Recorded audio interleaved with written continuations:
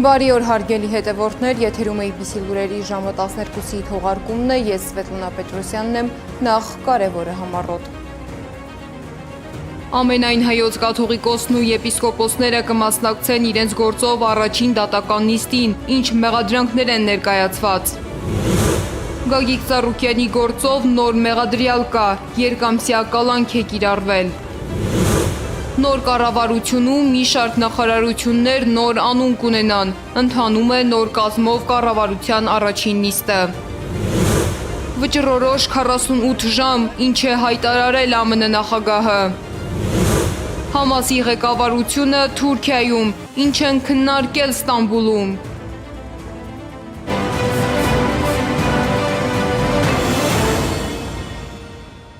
Ամենայն հայոց կաթողիկոս Գարեգին II և Գերագույն հոգևոր խորհրդի անդամ եպիսկոպոսները կմասնակցեն իրենց գործով առաջին դատական նիստին։ Փաստաբան Արա Զորաբյանը հայտնել է, որ նախնական դատալսումների առաջին նիստը տեղի կունենա վաղը Արմավիրի մարզի առաջին ատյանի ընդհանուր իրավասության դատարանում։ Գործը կքննի դատավոր Հակոբ Մանուկյանը։ Արա Զորաբյանը հայտարարել է, որ ամենայն հայոց հայրապետը քրեական հետապնդման է ենթարկվում իր եկեղեցական և կանոնական պարտականությունները կատարելու համար։ Թեմակալ առաջնորդի պաշտոնից ետ կանչելու և եպիսկոպոսի կարգավիճակից զրկելու վերաբերյալ ամենայն հայոց կաթողիկոսի որոշումներին պետության միջամտությունը եկեղեցու ինքնավարության, պետություն-եկեղեցի սահմանադրական հարաբերությունների և կրոնական ազատության հիմնարար սկզբունքի խախտում է և պատմական ամոթի իրադարձություն։ Այս քրեական գործով դատարանը քննելու է ոչ միայն առանձին անձանց ներկայացված մեղադրանքները, այլև կարևոր մեկ այլ հարց՝ կարող է արդյոք աշխարհիկ իշխանությունը ներխուժել եկեղեցու ներքին կյանք և քրեականացնել ամենայն հայոց կաթողիկոսի կրոնական իշխանության իրացումը։ Նոր մեղադրյալ կա Բարգավաճ Հայաստան կուսակցության առաջնորդ Գագիկ Ծառուկյանի գործով։ Գործարարին պատկանող Մուլտիգրուպ կոնցեռնի նախկին գլխավոր տնօրեն Սեդրակ Արուստամյանին 2 ամսով կալանավորել են։ Ըստ քննչական կոմիտեի նա անցնում է առանձնապես խոշոր չափի մոտ 8 միլիարդ դրամ արժողությամբ գույք և դրամական միջոցներ խաբեության հափշտակելու և փողերի լվացում կատարելու գործով։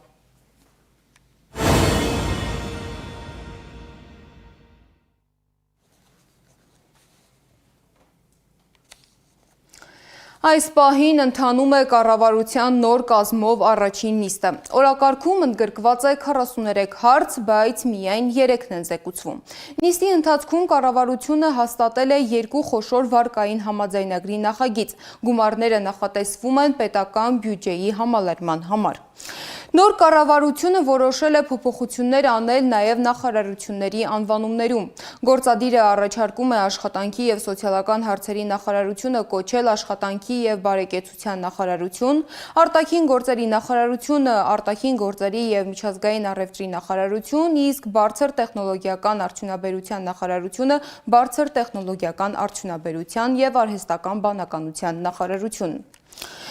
Կառավարության նիստի ընթացքում քննարկել է նաև ճանապարհների վիճակը։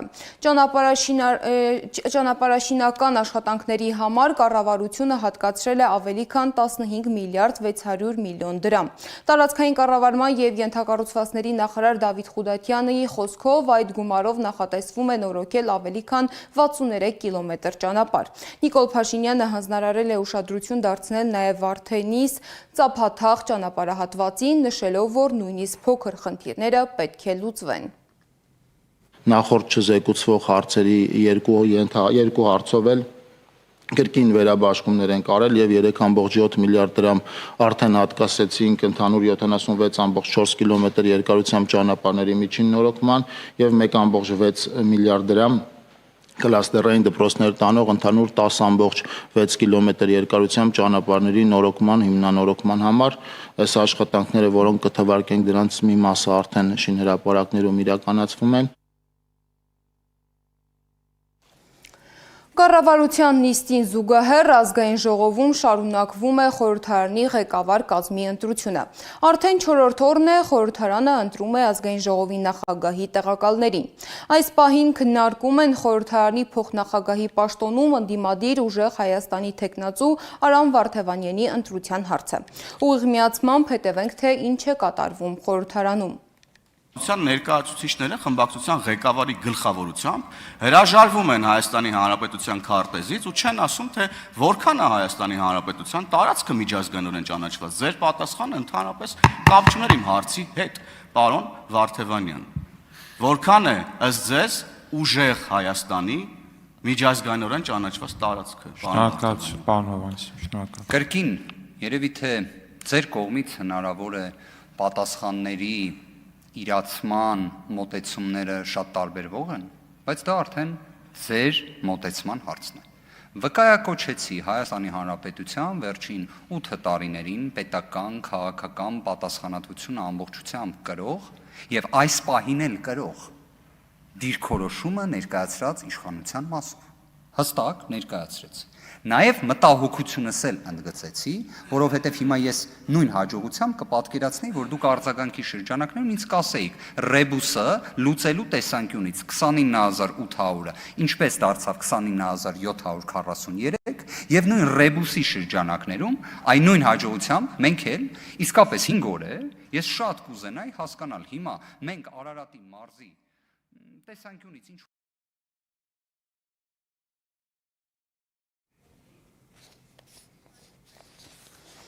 Երեք երկար քննարկումներից հետո խորհրդարանը ընտրել էր ազգային ժողովի նախագահի երկրորդ տեղակալին։ Քաղաքացիական պայմանագիր խմբակցության պատգամավոր Վահագն Ալեքսանյանը ընտրվել էր 62 կողմ 27 դեմ ձայների հարաբերակցությամբ։ Նիստը տևել էր գրեթե 8 ժամ, ելույթներին հետևել է Անիա Բաղյանը։ Ազգային ժողովի օգոստոսի 5-ի նիստի օրակարգում ընդամենը մեկ հիմնական հարց էր՝ ազգային ժողովի նախագահի երկրորդ տեղակալի ընտրությունը։ Սակայն պատգամավորները խոսեցին գրեթե ամեն ինչից՝ խնամի ծանոթ բարեկամի ունեցվածքից, մինչև որն է բաբո մեր հայրենիք։ Եթե ես մի քիչ անծանոթ, մի քիչ միամիտ, մի քիչ իմ գլխով շատ բանացած չլիներ, պիտի ասեի ես ինչ լավ միջավայր ենք հայտնվել, այստեղ մարդիկ ինչ արժեհամակարգեր են դավանում, բարեկրթություն, բարևարկություն, հանդուրժողականություն եւ հիշողության մի քիչ թարմացումից հետո կհիշեի օրինակ ես, որ 2 ամիս առաջ այս նույն քաղաքական ուժը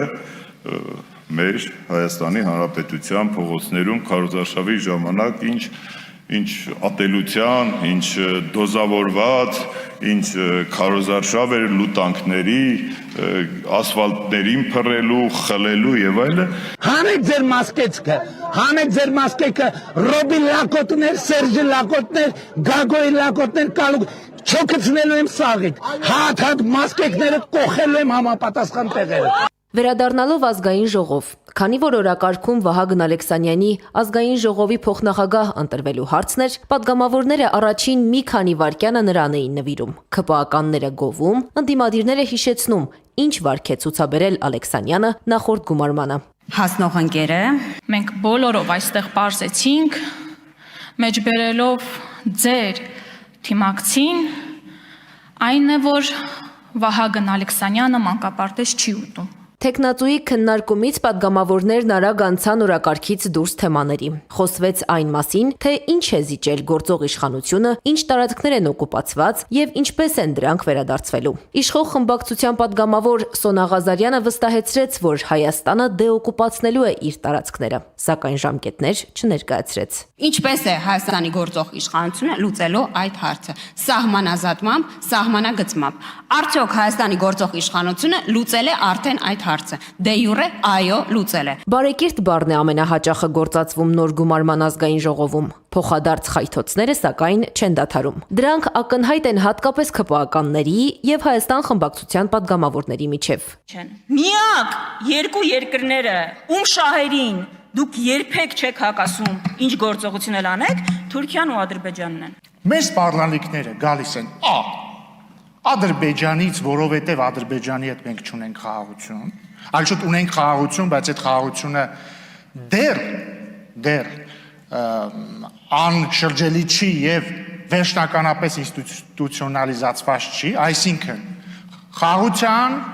դերևս անշրջելի չդառած խաղաղության բացակայությունը Ադրբեջանի հետ միանշանակ եւ աներկբայորեն սպառնալիք է Հայաստանի Հանրապետության անվտանգության։ Քննարկման ընթացքում անդրադարձ եղավ նաև գյուղատնտեսությանը։ Ընդդիմադիր падգամավոր Սևակ Խաչատրյանի գնահատմամբ աշնանը գյուղացիների համար մթերման խնդիրները ավելի են խորանալու։ Գնալ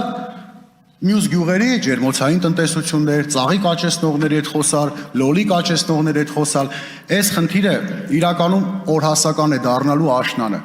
Աշնան բերքը երբ որ եղավ եւ գյուղացիները նույն խնդրի առաջ կանգնեցին,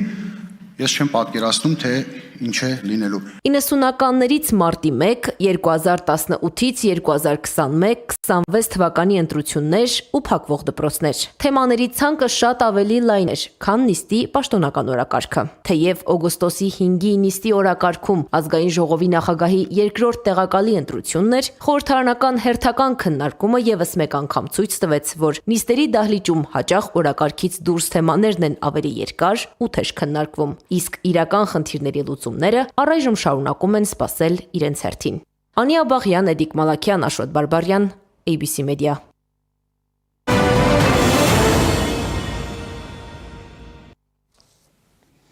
ԱՄՆ-Իրան բանակցությունները կարծես մտնում են վճռորոշ փուլ։ ԱՄՆ նախագահ Դոնալդ Թրամփը հայտարարել է, որ առաջիկա 48 ժամվա ընթացքում պարզ կդառնա, հաջողվել է կողմերին հասնել համաձայնության, թե ոչ։ Թրամփի խոսքով, եթե բանակցություններն ավարտվեն դրական արդյունքով, ապա այսօր կամ վաղը կբացվի Հորմուզի նեղուցը, որը համարվում է աշխարհի կարևորագույն նավթային ուղիներից մեկը։ Սակայն Իրանը հորդորում է չշտապել եզրակացությունների հարցում։ Պաշտոնական Թեհրանը մանրամասներ է հայտնել Օմանի հետ բանակցություններից եւ նշել, որ իսկապես հաջողվել է համաձայնեցնել Հորմուզի նեղուցի վերաբերյալ գրեթե բոլոր հիմնական դրույթները, բայց դա դեռ չի նշանակում, որ նեղուցը անմիջապես կբացվի։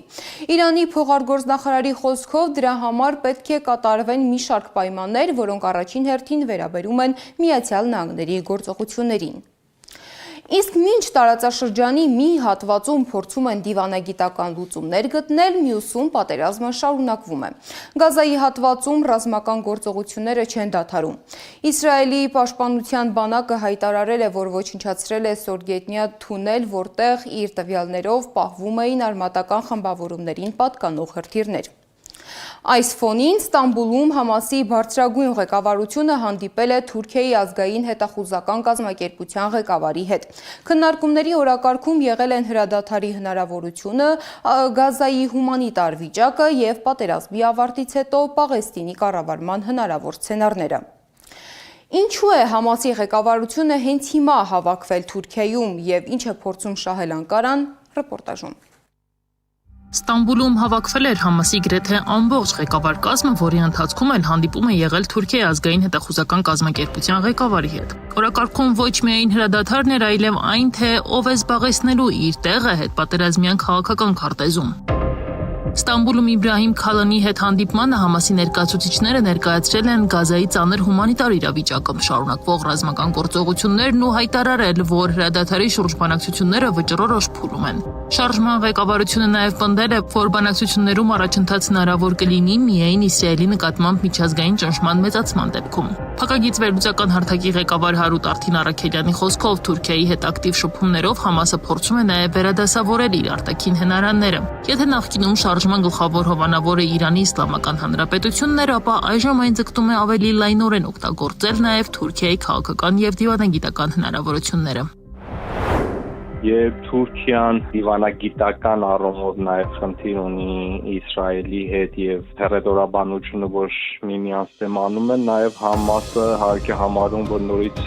վերադառնա նաև Թուրքիա եւ փորձի առիթը օգտագործելուց նաև Թուրքիային տա դիվիդենդներ, որի հիման վրա փոխշահավետ, որ հարաբերություններ ստեղծվեն այս պահին։ Այս ֆոնին Անկարան փորձում է ներկայանալ ոչ միայն որպես պաղեստինյան հարցի քաղաքական աջակից, այլ որպես այն դերակատարներից մեկը, որը կարող է մասնակցել Գազայի հետ պատերազմյան ապագայի շուրջ որոշումների կայացմանը։ Սակայն այդ հավակնությունները բախվում են տարածաշրջանի մյուս ազդեցիկ խաղացողների շահերին։ Թուրքիան նման նպատակ ունի, բայց թե ինչքան կարողանա հաջողի դա այս պահին որպես միջնորդ հանդիսանա, ես մի քիչ լավատեսական չեմ, որովհետև թե Եգիպտոսը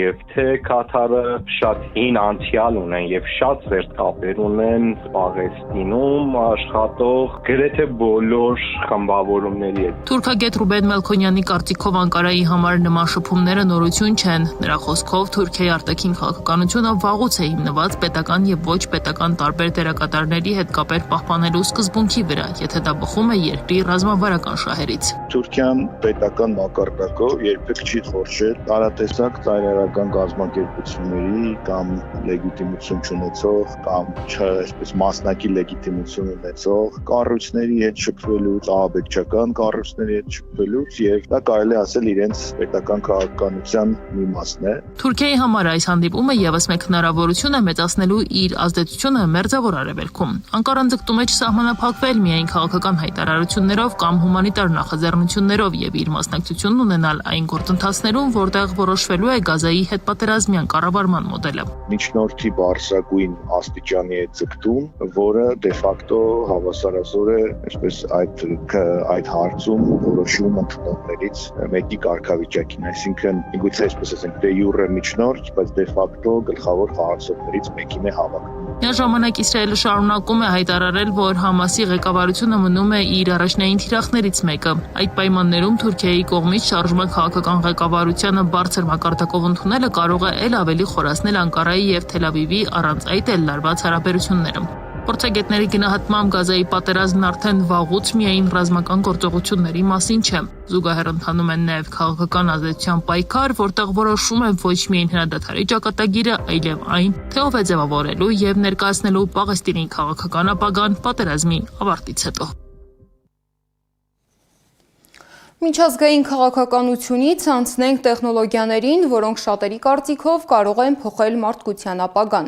Արհեստական բանականությունն օրեցօր ավելի մեծ դեր է ստանձնում մեր կյանքում, սակայն Իլոն Մասկը կարծում է, որ այն կարող է դառնալ ոչ միայն մարդկության ամենամեծ ձեռքբերումը, այլև ամենամեծ մարտահրավերը։ Ինչ ապագա է կանխատեսում Տեսլայի ղեկավարը եւ ինչու է վստահ, որ այդ ապագան շատ ավելի մոտ է, քան թվում է, ռեպորտաժում։ Իսկ եթե 5 տարի անց մարդն այլևս չլինի երկրի ամենախելացի էակը, իսկ եթե արհեստական բանականությունն արդեն սկսի որոշումներ կայացնել ավելի լավ, քան մարդիկ, իսկ եթե աշխարհի հաջորդ գերտերությունը որոշվի ոչ թե բանակի հզորությամբ, այլ էլեկտրաէներգիայի ծավալով, սրանք գիտաֆանտաստիկ ֆիլմի սցենարներ չեն, սրանք աշխարհի ամենահարուստ մարդկանցից մեկի Իլոն Մասկի կանխատեսումներն են, որոնք նա ներկայացրել է մոտ 1.5 ժամ տևած բացառիկ հարցազրույցում։ Մոտավորապես 5 տարվա ընթացքում արհեստական բանականությունը կարող է գերազանցել մարդկության ամբողջ ինտելեկտի հանրագումարը։ Մասկի համոզմամբ այդ պահից հետո դժվար կլինի գտնել մի ոլորտ, որտեղ մարդը կկարողանա մրցել մեքենայի հետ։ Ի վերջո չի մնա մի ոլորտ, որտեղ ԱԲ-ն չկարողանա գերազանցել մարդուն, բացառությամբ մեկ բանի՝ մարդ լինելու։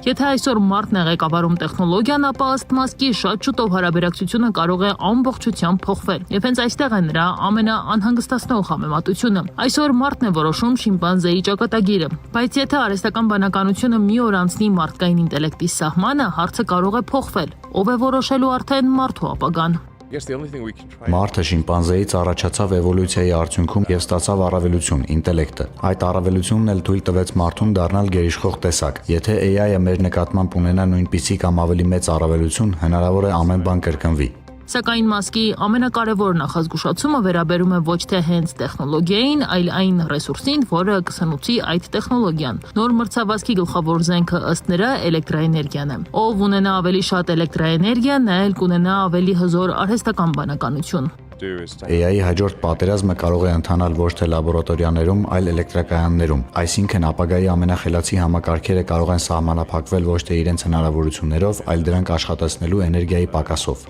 Մասկի գնահատմամբ Չինաստանն արդեն արտադրում է ավելի շատ էլեկտրաէներգիա, քան Միացյալ Նահանգները, Եվրոպան եւ Հնդկաստանը միասին, եւ հենց այդ պատճառով կարող է ստանալ վճռորոշ առավելություն AI-ի համաշխարհային մրցավազքում։ Բայց եթե նույնիսկ երկրի էներգետիկ ռեսուրսները մի օր չբավականացնեն, Մասկն արդեն պատկերացնում է հաջորդ քայլը։ Նրա խոսքով ապագայում գերհզոր տվյալների կենտրոնները կարող են տեղափոխվել տիեզերք, ուղեծրում արևային էներգիան հասանելի է գրեթե անընդհատ, իսկ հսկայական հաշվարկային համակարգերն այլևս կախված չեն լինի երկրի էլեկտրացանցերից։ Միաժամանակ Մասկը զգուշացնում է, որ AI-ի զարգացումն արդեն այնքան արագ է ընթանում, որ տեխնոլոգիական ընկերությունները պետք է սկսեն վերահսկել նաև միմյանց։ Նրա առաջարկն է միջև նոր մոդելների գործարկումը մրցակից ընկերությունները փոխադարձ փորձաքննության ենթարկեն իրենց ամենահզոր համակարգերը։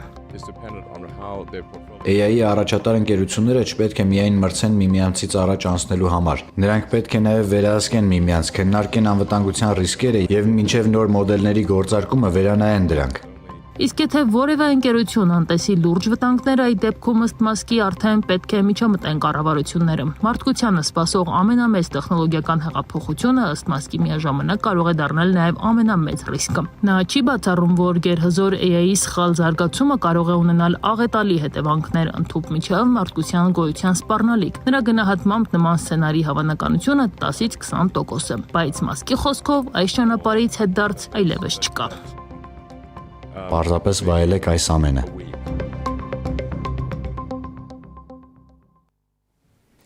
Եվ վերջում եղանակի մասին։ Սպասվում է առանց ստեղումների եղանակ։ Մայրաքաղաքում այսօր ցերեկը սպասվում է 21-ից 28, իսկ երեկոյան 24-ից 30 աստիճան տաքություն։